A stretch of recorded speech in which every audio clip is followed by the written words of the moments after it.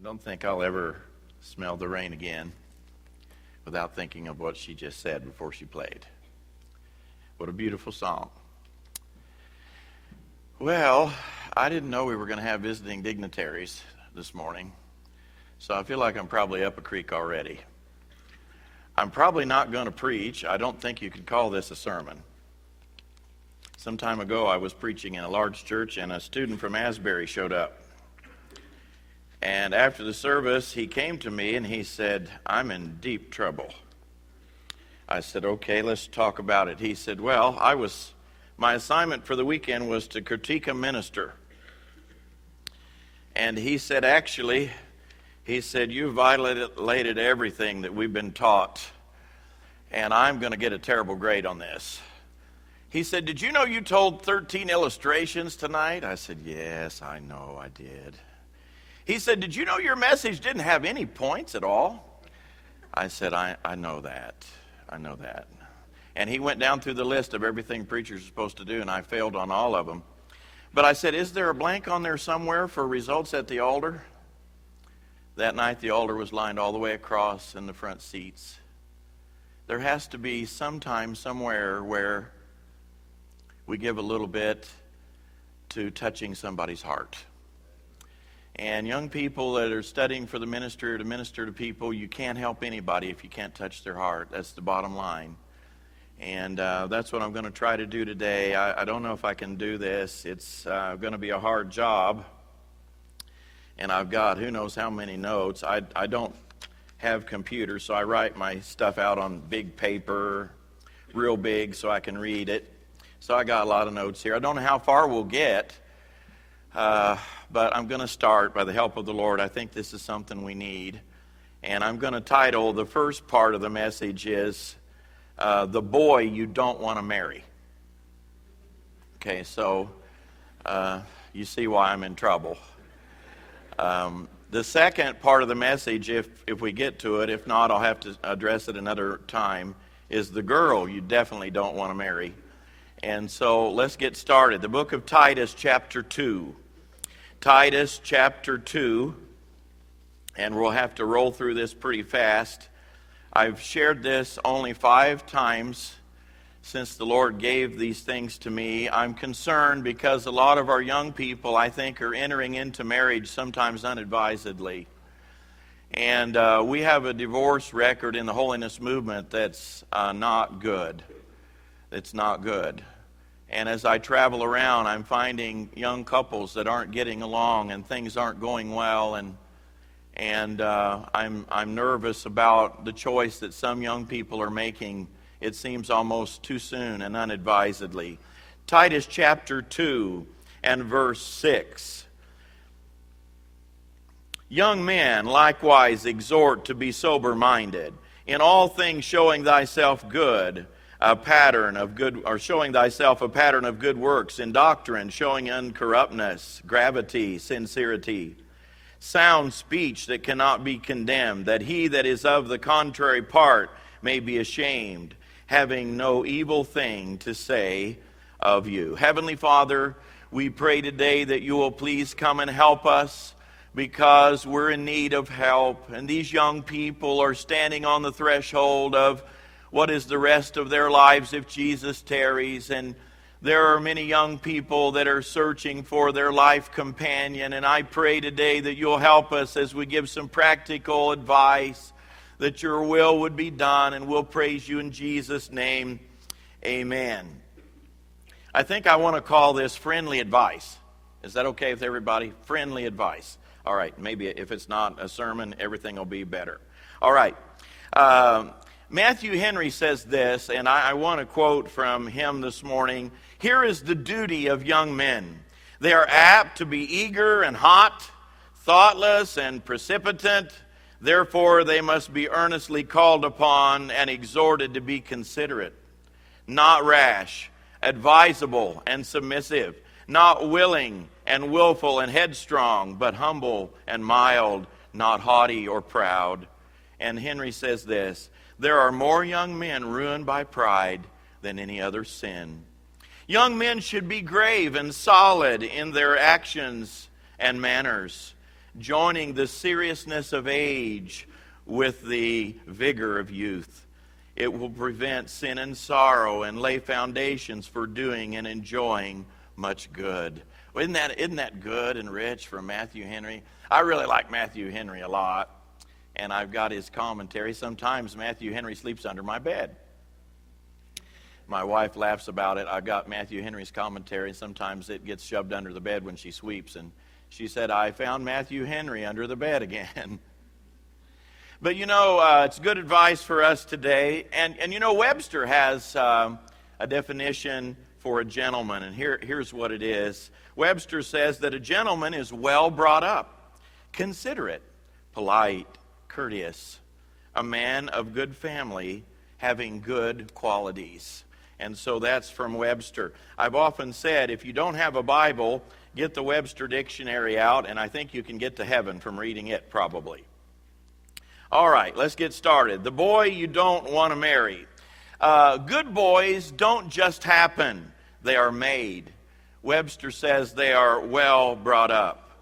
Young ladies, it's my advice to you today when you're seeking a young man to marry, find out how this boy treats his mother. Find out how he treats his sisters or the lady that has raised him. How does he speak about her and how does he treat her? Find out what this young man's family is like. Let me just give you some friendly advice. If you marry him, you're going to spend your next umpteen Christmases and Thanksgivings with his people. And you want to know you're willing to do that. What would it be like to have his parents as grandparents? Imagine them, his parents, at your home and you at their home. Webster says that a gentleman is a man of good family. And sometimes, girls, you think, well, it's just going to be he and I. And that's what it is now while you're out on a date. It's your young man and yourself. But what will life be like? You're going to spend your next years intertwined with his family. And I want to know this morning, and you need to know, are his family as a whole going to be good role models for your children in the days to come? Now, there's always an occasional loose cannon or nut in every family. So just remember that. Every family, there's always somebody that's kind of off the wall. So don't judge the whole family by one or two nuts that might be around. Is this boy interested in spiritual things? Is his church attendance important to him? Does he have a genuine interest in the things of God? Be a detective. Find out how he feels and find out if he is a student of the Word. If the conversation goes flat when you bring up spiritual things, that should be a warning sign to you. Does this young man enjoy serving God? Is he a true Christian? Is he a genuine servant of the living God, or is it just a sideline? Has he come to Bible school just to kill a couple years, or just to please his family, or just to come here because his parents came and they want him to? Find out what's going on with him. This is the person that you may share the rest of your life with, and you need to know where he stands with God. Are you on two different paths? Has he been raised completely different spiritually than you have? As I cross the holiness movement, get in all kinds of denominations and independent churches, I find out people have been raised different than I was. And a lot of things don't make much difference, but some of them make a lot of difference. And people sing different. I was raised Nazarene. Man, we just jump in and sing everything fast, whether it's fast or not. That's how we do it. And I like that. I like rousting song services. I like to hear the organ peal. I like for it to hang on a few seconds after everybody quits singing until it rattles the windowsills. That's what I like. Other churches sing everything slow. And then some people are trained to wear a tie. I was trained to wear a tie. I was told that you have to wear a tie if you want to be spiritual. I was trained that. Others were trained, you shouldn't wear a tie. And isn't it amazing how we're all a little bit different? And sometimes we think that being married to someone who was raised different than us doesn't really matter, but you've got to decide where it really matters or not to you. Never take these things lightly. 2 Corinthians 6:14 says, "Be not unequally yoked together as the manner of some is." And that doesn't always mean just not marrying a sinner. That means that you need to know if you're on the same page on a lot of things. And I want to ask you this question. We're just going to kind of run through this morning. Does this young man have a work ethic? Can he mow? That's important. Someone's going to mow the yard, and it may be you, girls, if he doesn't know how. I've met a lot of boys that don't have a clue how to start a lawnmower, and these fellas from Alaska, I don't know if they mow grass up there or not. But if you're going to marry somebody that's never mowed grass, you need to find out now. I want to know, can this boy work? Has he been taught to use his time wisely? Does he have any part-time jobs? Do people seek him to work? It's a good thing if your boyfriend calls and says, "You know what, my neighbors want me to bale hay. I'm not going to be able to go to the picnic today." Hey, that's a good thing, girls. The neighbors want this boy. They're seeking him out to bale hay. That means two things. He's probably got some good, strong muscles. He's got some sense. He knows how to work. Somebody's looking for him to work. That's a good sign. Blow off the picnic. You want a boy that can work. But if nobody ever seeks your boyfriend to work, bad sign. Bad sign. If everybody has to hunt him down to get him to do something, bad sign. Bad sign. Does this kid finish anything that he starts? This is important, girls. If you go in his room and there's a bunch of models that have never been finished, bad sign. You know why? Because when you get married, there's going to be wallpaper that's just half up. Trim, half up. A room, half painted. The yard, half mowed.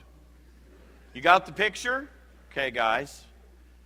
You know, when I was a kid, I put together 4 models in my lifetime, mainly because I couldn't afford to buy any. We were kind of poor. But I want to tell you something. I stuck with that model until I had it all together. It was on display, and it was right there.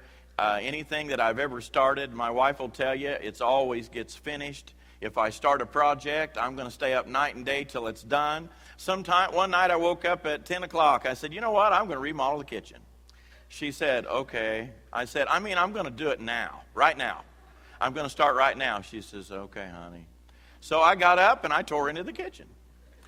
And you know what? I had it done the next afternoon about 2 o'clock. I worked all night, all day the next day, and I got it all done. When I say to my wife, "I'm going to do this," she knows I'm going to do it.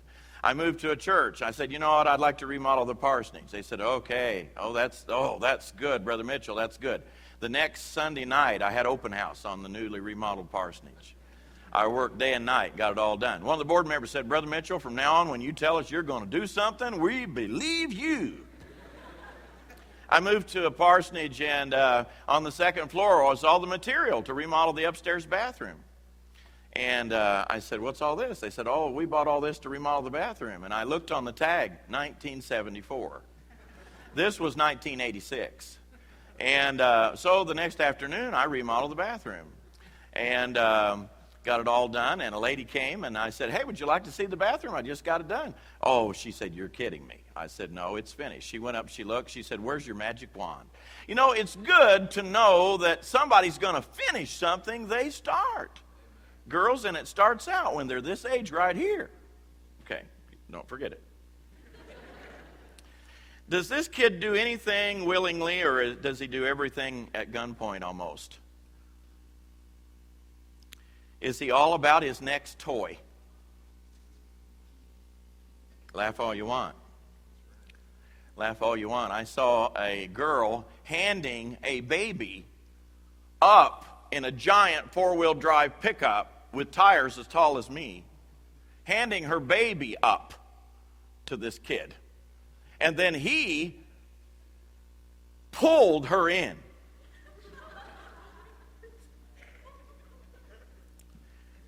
Does this boy have any educational goals? Has he read any books lately? You do not want to marry a dummy. Ask him, have you been reading any books? You say, "Oh, books are so outdated." They are not. Don't let anyone tell you books are outdated. They're not. You need to be reading. You need to be reading something. You need to be filling your mind with something good, not just a sports page. You don't want to marry a dummy who doesn't have any goals for his life but to play Xbox and Wii. If this kid spends every dime he gets on his next Xbox game or Wii, dump him. You know, sooner or later you're going to have to do something besides play Xbox and work part-time at Mickey D's. Wise up, girls. You're not going to be young forever. Sooner or later, this guy may be your husband, and I want to ask you a question. Do you think he'll be able to make a nice, comfortable home for you? Do you think he'll be able to be counted on to help pay the financial obligations? I want to ask you another question. Does this young man have any financial qualities? Girls, are you paying for your own food on dates? Bad sign. Girls, are you driving your car on dates? Very bad sign. And I know everybody doesn't bring their car to campus. I don't even know if you're allowed to. I'm not sure about the rules on that. So right now, these may not apply. Are his parents giving him money all the time that he doesn't have to work for? You say, oh, rich family, that's what I'm looking to move into. No. No. If this kid doesn't have any sense, if he can't make any money on his own, if he doesn't have any way and any resources to pull a few bucks together, don't marry him. If he has to have his money handed to him all the time. Now, I think it's nice when you're in college if your parents hand you some money. Good thought. And I'm not against that. But does this boy own anything that he's worked for himself to get? Are you walking on dates? Very bad sign. I see these girls riding on the back of a bicycle. You know, in America. And I know we do this in Honduras, South Africa, and places like this. It's no bad deal. You take your girl on a date on the back of your bike. That's how it works. But in America, you don't usually do that. And I'm thinking as I see a girl riding on the fender of some kid's bike who's old enough to have a job, I'm saying this isn't good. This is not good. You know, a work ethic is a learned thing. You learn to work at home. I learned to work. My father taught me how to work. He didn't teach me how to play. He didn't teach me how to hunt or fish, but he taught me how to work. I remember one summer I got off the bus on the last day of school, and there was a 35-gallon drum sitting in front of the garage. And I said, what's the drum? He said, that's 35 gallons of paint. And he said, that's going to be your job this summer is painting all the fences here on the farm. So you need to get clothes changed and get started. And I thought, wow, I can whip this out in a couple days, but I didn't. I painted in the hot sun all summer long with oil-based paint. And I want to tell you something. I painted every fence on that farm, and I thought my dad was cruel. I thought it was cruel and unusual punishment. But I want to tell you, when I got all the fences painted on that farm, I stood out the end of the lane, and there was a sense of an accomplishment on my heart. My dad had taught me something. I came in one winter, and there was several 5 gallons of John Deere green paint sitting in the shop. I said, what you going to paint? He said, I'm not painting anything. He said, you're going to paint all the equipment this winter, one piece at a time, starting with the disc. My dad loved to go to auctions and buy junk farm equipment. And he'd bring it home and turn me loose with a wire wheel, pair of goggles. And I painted and fixed and painted farm equipment all winter. And I thought, man, my dad's the meanest one. So mean. These other guys are doing all this stuff, and I'm trapped in this shop painting John Deere green. But you know what? My dad taught me to work. And it's been the best lesson I ever learned. Best lesson I ever learned. Is this boy's room a dump? Underpants kicked out of on the floor? Not good. Is this kid's car full of trash? Mickey D's, cups, pop cans, chip bags, 12 inches deep in the floorboards? Girls, is that how you want to live? I don't think so. What are this kid's friends like? these dudes are going to be hanging around for a while. And you can tell a lot about a boy by who he chooses as friends. What kind of friends does your boyfriend choose? Are they godly and upright and fun and spiritual and well-kept and clean? Webster says that a gentleman is polite and courteous. I want to ask you, girls, does your boyfriend have mood swings? Does he have a violent temper? If he does, run. Does he pout? Does he drive off in the car and throw gravel? Does he hang up on you? Dump him. Psh. Are you constantly having disagreements over little tiny things? Run. Has he ever acted like he would hit you or anyone else? Dump him now, because he will never change. A lot of young ladies thought that a little bit of temper in a boy was a good thing, and it may be in certain situations, like if somebody's at the door to kill you. But most of the time, boys that have a temper and they're always banging the wall or mad at their parents or beating up some other kid or even threatening to raising their hand almost to hit you, you never want to get involved in that. That is a terrible way to live, and you've got to dump that kid right now.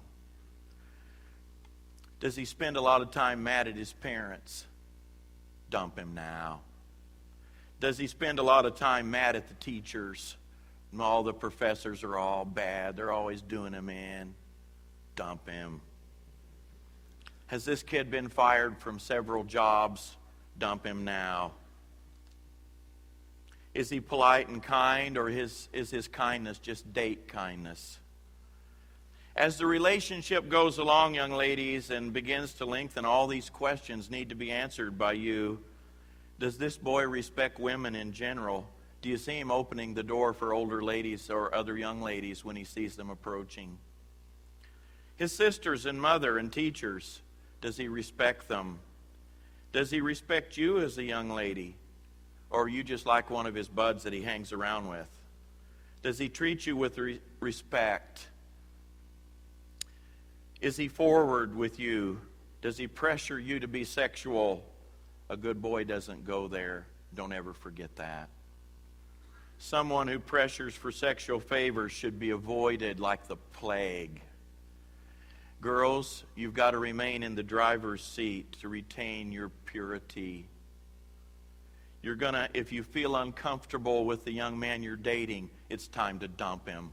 It's time to run. Someone who respects you as a lady is very important to you. Too many girls confuse a boy's lust for a boy's love, and they end up raising a baby alone. Sex is for marriage, and there's no exceptions to the rule. Don't be fooled. Kissing and heavy petting leads to disaster, but a good boy is willing to wait. No exceptions. My wife is the only girl I ever kissed. And I determined that I was saving all my kisses for the girl I would marry, and that's what I did. Now, I did kiss her before we married. I don't want you to get mixed up about that. But, we've got a lot of boys in the Bible schools that just kiss everybody, and I'm pretty sick of that. I want you guys to know that. I'm pretty sick of boys who have had 5 fiancés before they're graduating. Pretty sick of that. Girls, if your boyfriend has been engaged to be married 5 times in 4 years, dump him now. You know what? Does your boyfriend have roving eyes? He's never going to grow out of that. Have you caught this kid lying? Dump him now. See where we're at with this? And boys, you get your turn in a minute. I'm going to talk to them.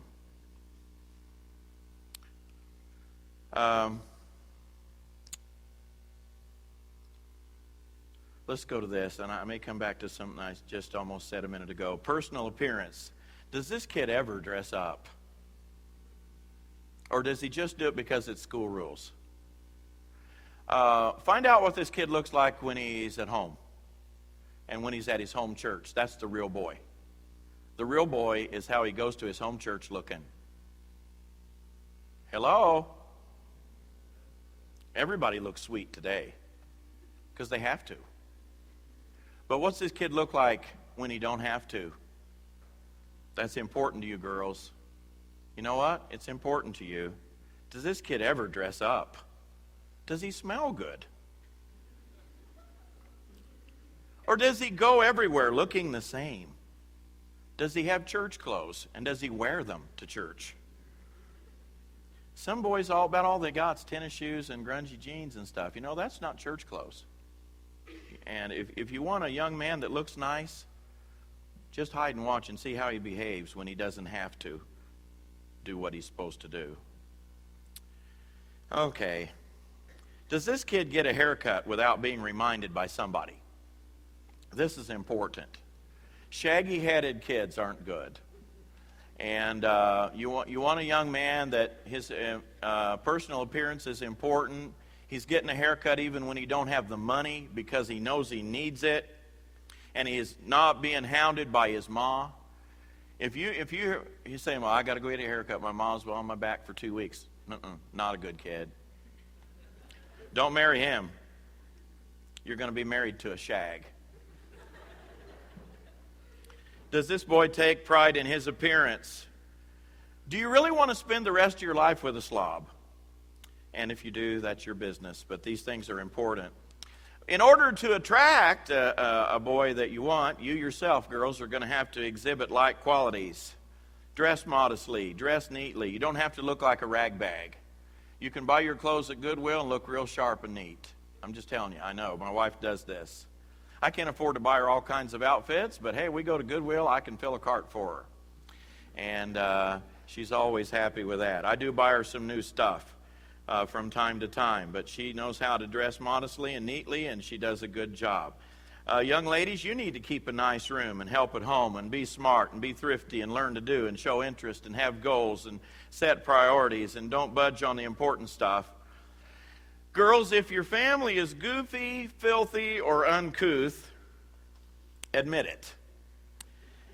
And decide that with you it's going to be different. The rest of your life can be different. And I admonish you to go for it. But whatever you do, don't get stuck with a lazy, stinky, unkept, boring, uncaring, self-centered boy. Do not do it. Okay, that's part one. Did you get that? You didn't. Okay. Part one. And I usually make that part an hour, but I don't have time to mess with that. Okay, let's talk to the girls.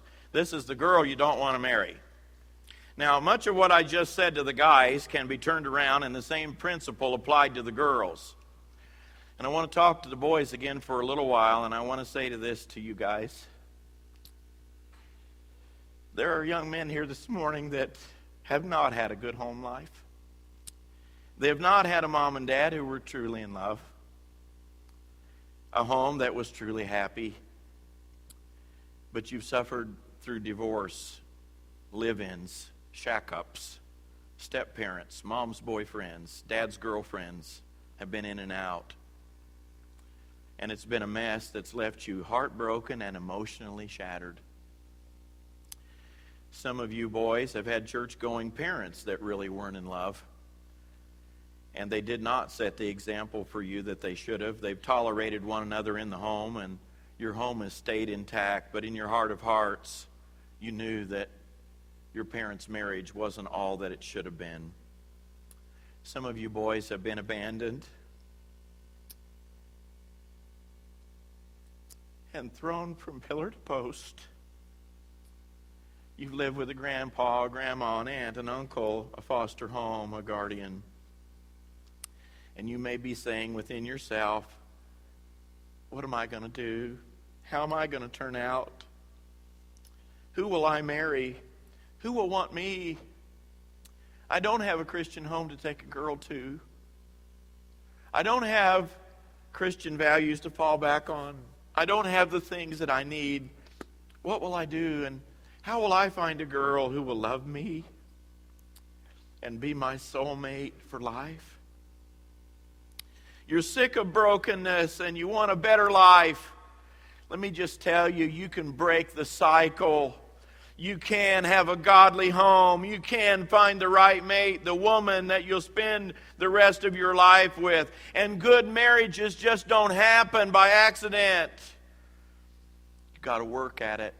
You've got to work on it. And you've got to have God in your life to help you get through it and to make your marriage all that God wants it to be. I've got a great marriage. My wife and I are very much in love. I went out to eat with the boys from Alaska last night, and they asked me some questions about my marriage. And I told them I've got a great marriage. I love my wife. We're like peanut butter and jelly. We do everything together. We go to garage sales together. I go clothes shopping with her. I'm good at picking out clothes because I used to work in the shoe department. I used to help women pick out purses to match their shoes. That was my job. I worked in a shoe store. Woman buy 3 pairs of shoes. The boss would say, "No, you need to recommend purses for all 3 of those shoes." And so I learned how to do that. I learned how to coordinate the shoes and the purses. I'm always buying my wife shoes and purses. And I help her pick out stuff. And we're very close. We do everything together. We do everything together. We've had a great ministry together. I married a girl that was poor. She was in 9th grade before they had running water in her house. She was a corn-fed girl. And she was raised up with nothing, knew how to live on a shoestring. And boy, that's exactly what I needed to take into a Nazarene parsonage, let me tell you. And my wife has never been expecting very much at all when it comes to a lot of the things of this world, but God has helped us, and she has got a lot of things through the years. God has helped us, and I believe she's a happy person. I wish I had her here today to address you girls. Good marriages don't just happen. Guys, remember this. You've just got one chance to get it right. Girls, one chance to get it right. Marriage is a forever contract, and it's to death, and it's important that you choose wisely. Boys, never date a girl just to have someone to be with or to go out with. This is the reason. Girls are very emotional, and they're to be treated with great care and respect. And while you see her as just a friend to go somewhere with, believe me, she sees you as much more than that. And they have feelings that can be tampered with, and girls are easily crushed, and you must remember that now and learn to respect them now. Some guys are off and on. They got a different girlfriend each week. They leave a wake of hurt girls in the process, and that's a terrible habit. I said something about it a while ago, but I want to just bring it back around again. That is something you do not want to be doing. Boys, I give you some advice this morning. Never date a pouty girl. That pouty lip may seem cute right now, but on a day-to-day basis, it's going to get real old fast. You see all these posters in the stores advertising the perfume and all this, and they got this pouty little girl. Dump her now. You don't want to live with that. You do not want to live with that. A girl that sulks and clams up when she doesn't always get her way is going to make your life miserable. And my advice to you boys is run. Never date a jealous girl. A girl who always has you fighting various other boys and makes you choose between her and your friends. She says, "You got to get rid of your friends. It's them or me." Say goodbye. You need your friends. You need the camaraderie of your buds. You really do. And girls, you need to understand that. Boys are going to have their buds. They're going to hang out. They're going to play basketball. They're going to go hunting. They're going to do stuff, and they don't want you there. That's the truth. And you have to get over it right now. A decent girl understands that she can't have all your attention all the time. She realizes that. And boys, can this girl be trusted in your absence, or does she flirt with other guys when you're not around? And girls, word will get back. Remember, the purpose of dating is to see if this young lady is God's choice for you as a companion for life. And so in order to find that out, you need to know her very well, and you need to know her family too. You need to see how she reacts in different settings. She's not just another one of your buds, and you've got to remember that. Is she a candidate for your wife? My advice is never date anybody that you might not want to marry. Is she the kind of girl that you'd be proud to introduce to your family, your pastor, or grandma? Okay. Don't forget, grandma's there. She's watching. Is this girl spiritual? Have you ever heard her testify that she's saved? Saved boys should never date unsaved girls. No exceptions. Christian boys shouldn't be attracted to unsaved or worldly girls. That is a bad sign. That's a sign that there's something wrong with you in your heart. Do you really want to marry some worldly girl? Do you really want to marry somebody who lives the kind of lifestyle that you've always been taught and the Bible teaches is not right? If you keep feeling yourself pulled to girls like that, you have a spiritual need that you need to address. And don't start this business. I'm a personal missionary to bring this worldly girl to Jesus. That is a trap. It's not mainly going to happen. It's a trap for you. You need spiritual help. That's your problem. You need spiritual help. Don't date girls you would not want to marry. Don't be kissing on every girl you date. A young man told me some time ago in secret, and I'm not going to tell his name or where he's from, but he said this to me. He said, Brother Mitchell, he said, one of the hardest things I've had to face as an adult pastor, he said, I went to a church to preach a trial message after I'd grown up and married, and he said there were three ladies in that church that I had treated shabbily when I was a young man. And he said, when I went there and saw them in the crowd, he said, I knew I'd done them wrong. I'd taken liberties with them that I should never have taken. I've done things with them I should never have done, and now I'm standing in the pulpit looking out at them as a prospective pastor. He said, Brother Mitchell, that was a good church. It was a good opportunity, but I couldn't go because I had violated trust when I was a teenager. A college boy. Behave yourself, partner. Don't be kissing on every girl that you date. Oh, it's getting quiet now. I'm not even hearing the people around here that are supposed to be making rules say amen. You'd think at least some of the deans would be saying, praise God.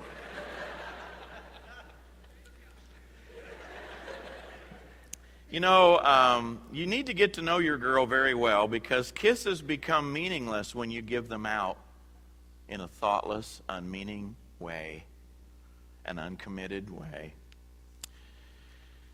Christian boys, watch yourself. There's been too many college boys that got themselves in trouble and messed up their careers, messed up their college days, sent home from Bible school because they couldn't behave themselves. Don't let yourself fall into that. God has sent you here to prepare you for the ministry, to prepare you for your life, to prepare you for whatever it is you've been called to do, or may be called to do. Don't let yourself get so wrapped up that you lose your way and leave here without fulfilling God's will in your life. Well, carefully consider this young lady's home, fellas. Is it clean and well cared for, or are there mountains of dirty dishes in the sink, leftovers sitting around? Not good. Not good. Not good. Some time ago I went to hold revival meeting, and when we walked in the door, there was a mountain of dishes piled in the parsonage. I mean, not just 1 day, 2 days, 3 days. I don't know how many sets of dishes this couple owned. But every one they owned was on the sink dirty. Every pot in the house had to have been on the sink dirty. I'm talking about 1, 2, 3, 4, 5, 6, 7, probably 7 bushel baskets of dirty dishes and crusted food. Greeted me when I went to the parsonage on my first day. And I thought, whoa, not good. Not good. You know what happened finally? My wife said to me, I am not doing those dishes. Do not even suggest it. There have been times my wife and I jumped in on a parsonage dishes, and it took us from about 8 in the morning to about 2 in the afternoon to finish them all. Hello? You don't believe that, do you? It's the truth. And my wife said to me, now, if someone's sick, I'll jump in and do the dishes. If I get there and the pastor says, holding a baby, and says, Brother Mitchell, my wife's been sick for 3 days. Oh, I'm so sorry. I'll say, dear brother, don't worry. And my wife and I will jump in. We'll sweep. We'll dust. We'll do dishes. My wife will watch the baby. We'll do anything we need to do. But when everybody's well and there's a mountain of dishes, I'm not doing that. But you know what happened? They sat there a day or two. And finally, an old saint in the church who was old enough to be everybody's grandma spent the day washing her pastor's dishes. And that better never happen. You hear me? Okay, guys. Back to work. We've left the dishes. If you find piles of dirty dishes in your girlfriend's home, you may be marrying into a slob family. And the chances are she's going to learn her habits from her family, and it does matter. Guys, you got to know, can this girl cook anything? You don't want to eat McDonald's, frozen pizza, SpaghettiOs, and cereal, Captain Crunch, the rest of your life. Girls, let me just let you get this straight this morning. The way to a man's heart is through his stomach. And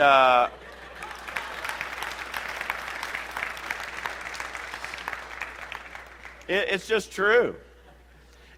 Guys, find out, can these girls make anything or not?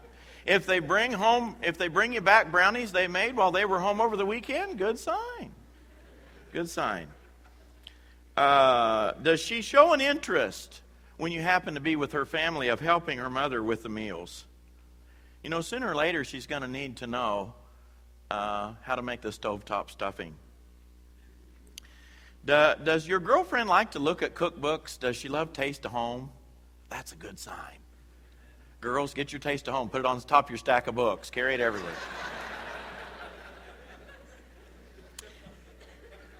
Boys, here's something you can do. You got to be a detective.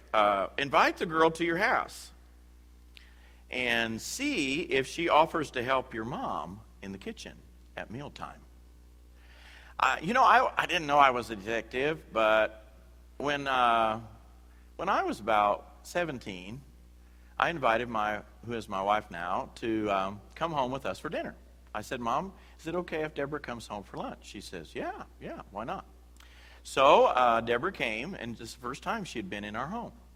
I had just kind of got started seeing her, and so when it was over, she just jumped right up from the table and started helping Ma clear the dishes, and she stood by Mother at the sink and washed the dishes, and they dried them and put them away. And after I took her home, I walked in, and my dad says,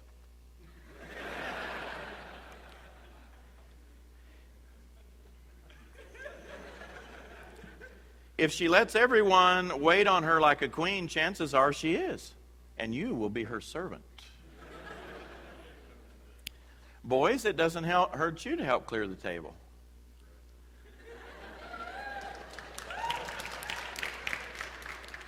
I do this all the time at home. I've learned that's my wife's love language. Clearing the table. Man, gets me lots of points. So I'm going to clear the table. I know how to bake a ham, too. I know how to fix ham and eggs. I can cook breakfast, and I do sometimes. I can cook an entire meal, even if we're hosting workers. I remember one time my wife was not feeling well. I said, honey, leave it to me. I baked a ham, made macaroni and cheese, not this junk that you put sprinkled cheese on. No, real stuff. Cooked the macaroni, put in the salt and butter, drained it, shredded the Colby cheese, about 4 pounds. I thought, well, that sounds good. I made the baked beans, put in a lot of Burr Rabbit molasses. That's what Grandma always did, Burr Rabbit molasses. You got to have that if you're going to make baked beans. You know what? I set a beautiful table that night, put all of our china on the table and set the whole meal out. My wife wasn't feeling well, and the workers didn't even know that she didn't cook it. They never said a word about it being bad. I think it was good. But you know what? Guys, it doesn't hurt you to learn how to do a few things too, but I want you to know, and I want you to ascertain this: can your girlfriend do anything except look pretty? That may be all you guys need right now, but trust me, in a marriage, pretty isn't enough. Check out this girl's choice of friends.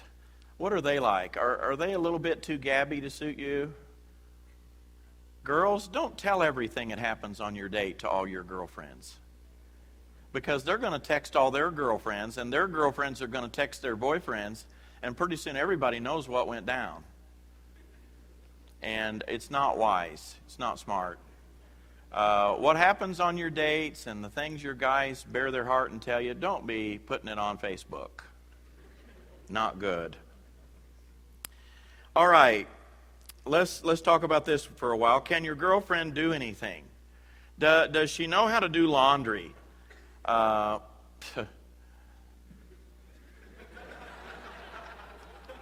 When you get married, finding pink or purple underpants in your drawer, that means she doesn't know how to do laundry.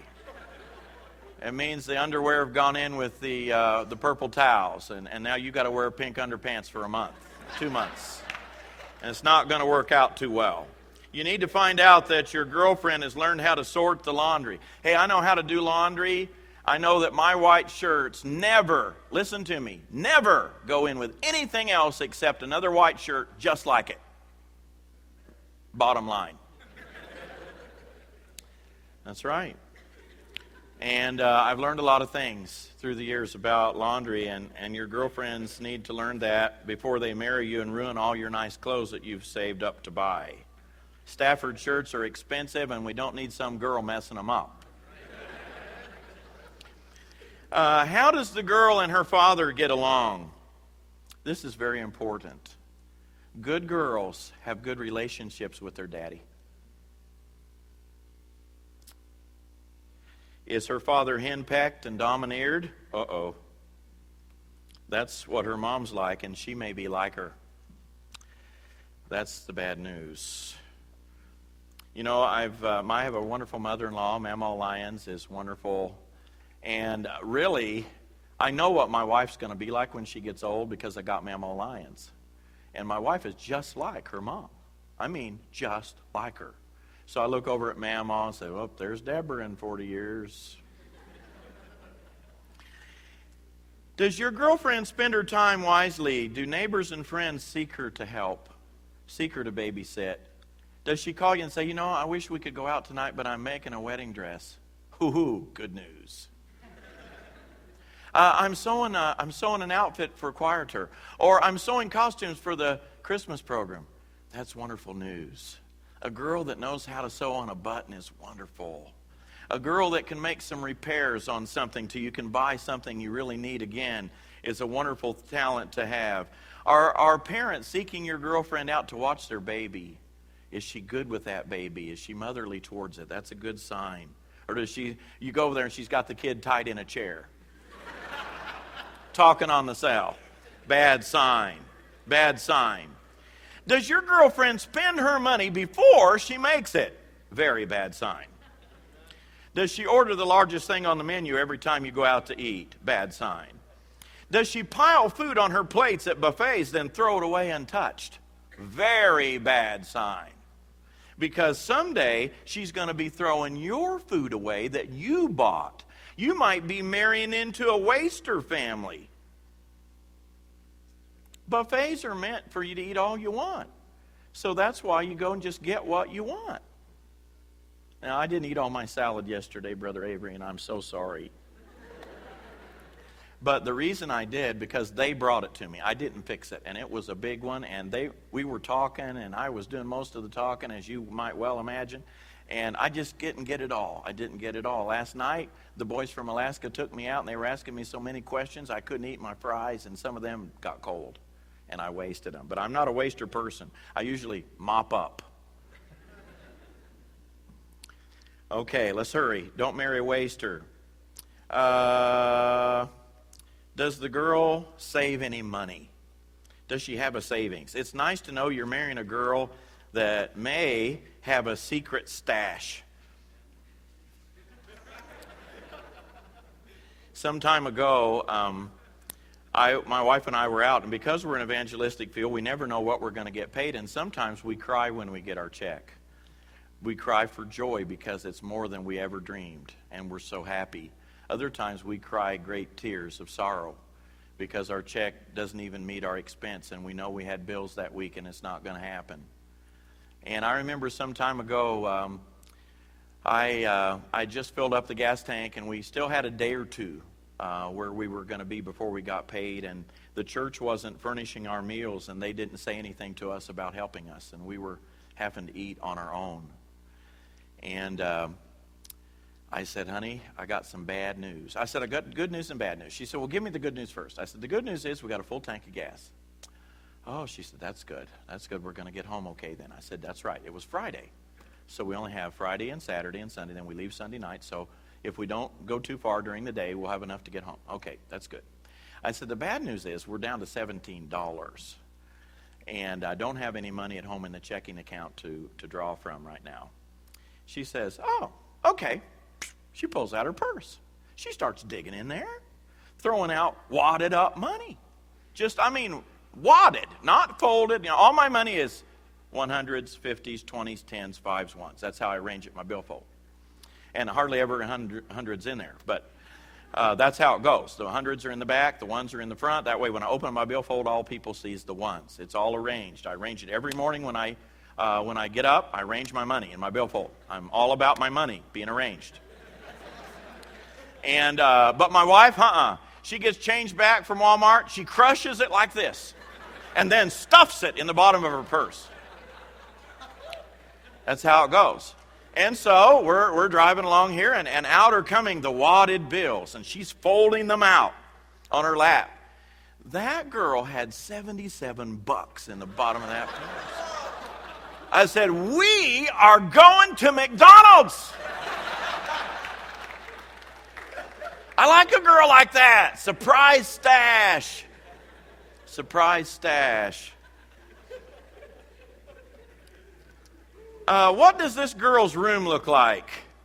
I know you guys can't go up in the girl's dorm and check it out, but someday you'll visit her home. Is her room a boring dungeon? Or is it got some flair? Little doodads and material draped over the empty curtain rod. Cute stuff sitting around. Collectibles. Matching rugs. This is a good sign. This girl's got some flair. She knows how to decorate. Even if she goes to Goodwill and rummage to get the stuff, she can make it look really good. That is good to know. Does she keep herself neat and wrinkle-free, or do her clothes look like they've been wadded up in a sack someplace? This is going to be hard to do, but shut your eyes and picture her as the mother of your child, holding a baby girl or boy in her arms. If you marry her, she very may well be a mother someday to your children. Has this girl had everything she wants, or are her parents very well off? If they are, you may not be able to afford this girl. Talk about your life, your goals, your future. What if you're called to Christian service? Will she be willing to go? How will that go? Is this girl organized, or does she search the whole house for shoes, clothes, books, etc.? Now let me say this. Sometimes girls, opposites attract. If there's going to be a neat one, there may be one that's not quite as neat. That may be okay, but you don't want two sloppy ones to get together. That will be disaster. That will be disaster. You don't want that to happen. So if your boyfriend's a slob and you're a slob, not good. Don't break up with a girl over the phone, guys. That is the stupidest, dumbest, senseless, most senseless, uncaring thing you could ever do. Girls, do you agree? You don't text your girl and say, I don't really like you anymore. That is ignorance, complete ignorance. You never tell your friends you're breaking up with your girlfriend so it'll filter out and get to her through her friends. That is heartless, cruel, and unforgivable. Never pull up in front of a girl's house and honk the horn. That's complete ignorance. Be polite. Go to the door. Introduce yourself to her parents. Ask her parents, point blank, what time would you like for your daughter to be home? Your stock with her dad will go up like 100%. Yeah. Don't say, now what time are you supposed to be home? You hear it from mom or dad. And then be a gentleman and get her there 15 minutes early.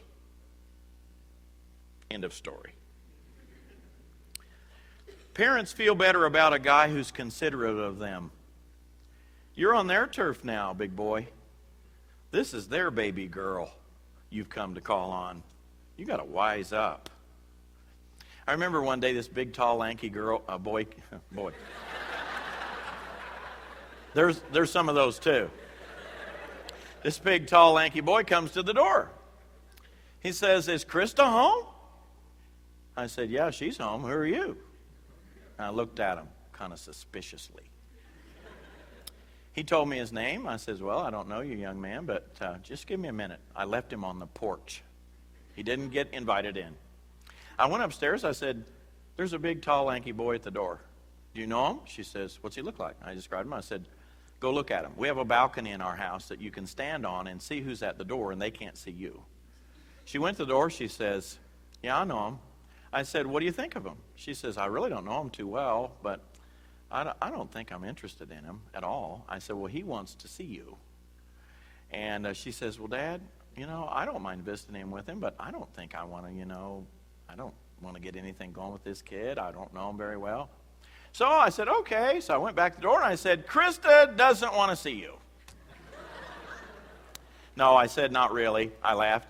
I said, "Krista doesn't really know you, and I don't know you, and I don't think this is a good time, and I'd appreciate it if you'd maybe make arrangements to come some other day."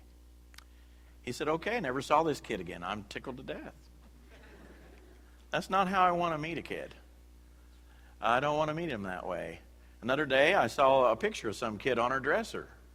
I said, "What's up with this?" She said, "Oh, he's kind of cute." I said, "He's cute, but he's sneaky. He's cute, but he's ornery. He's cute, but he's devious. And you will date him over my dead body. So take his picture down." That was the end of that. But you know what? One day she dragged in a keeper. She dragged in a keeper. And everything went along really well. A respectful young man, had his head on straight, knew where he was going, was in college, was pursuing a law degree, and that is the only reason I wanted to marry him. But I just said all that to say this: Daddy's girl is Daddy's girl. It never stops, and don't you guys ever forget it. Okay. Sometimes there's girls that's been on my watch that didn't have a daddy that was sharp and watching after them. I remember, I watch over all my girls when I pastor with zealous care, jealous care too. And I'd walk up to a guy and I'd say, "Are you dating so-and-so?" "Yeah." I'd say, "Listen, bud, you behave yourself. I'm keeping an eye on you." "Okay, Brother Mitchell, I will. And that's how it worked. I remember I walked into camp meeting one day and a girl from my church was hanging on to some kid. And I said, "Psh." Took him over the side and I said, "Listen," I said, I'm her pastor. I'm her kind of father figure. I've known her since she was a baby. I held her in my arms and dedicated her and cried tears over her. And I said, Bud, I just want to tell you right now, if you mess with her, you will answer to me. He said, Brother Mitchell, I'm not messing with her. I said, listen, you're not going to do it either. Do we understand each other? He said, Brother Mitchell, we're going to do everything right. I promise. I said, okay, we understand each other. So I saw him about 6 months later at a rally, and I looked at him. He says, Brother Mitchell, I'm being good. I'm behaving myself. He said, I'm not messing with her. I promise I'm not messing with her. I'm not messing with you, am I? She says, no, Brother Mitchell, he's been very respectful. I said, keep it that way, bud. About a year later, they walk up. We're getting married. He said, Brother Mitchell, I'm not messing with her. I said, okay. Guess what? I had their wedding. And now, even to this day, he looks at me and grins when we see each other. I used to bring the boys into my study that were dating girls, and I'd nail them to the wall. I'd say, listen, I'm just telling you now, this is a precious girl right here. And I gave them some friendly advice, and I'm not going to give it to you today because we're in mixed company. But I was coming out of my study onto the platform behind the groom. And as we opened the door, he turned around and said to me the words that I had spoke to him in my study that I'm not telling you now. He said, Brother Mitchell, you remember what you told me? I said, yeah. He said, I've done it. He said, I'm stepping onto this platform with my purity intact, and I want to say thank you for what you told me. Listen to your parents. Boys, learn to say sorry now. You're going to be doing it your whole life, so get it right. Let's practice right now. Let's all say it together. I'm sorry. Not good. Let's try it again. I'm sorry. Not convincing enough. I'm sorry. Let's try it again. I'm sorry. Good. Do you have a tear on your face? Okay, we got to do it again. See this? See this right here? Coming down? That's a tear. That's what you do when you're sorry. You got to get it right. Let's try it again. I'm sorry. Okay, that's better.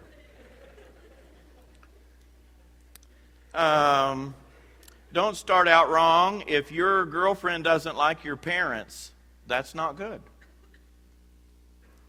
People who start out with bad blood between in-laws are always going to lose. Listen to the old saints in your church.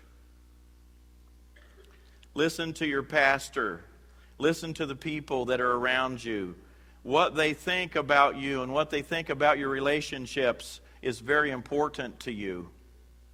This isn't a new pair of tennis shoes you're picking out. This is your life's companion and helpmeet.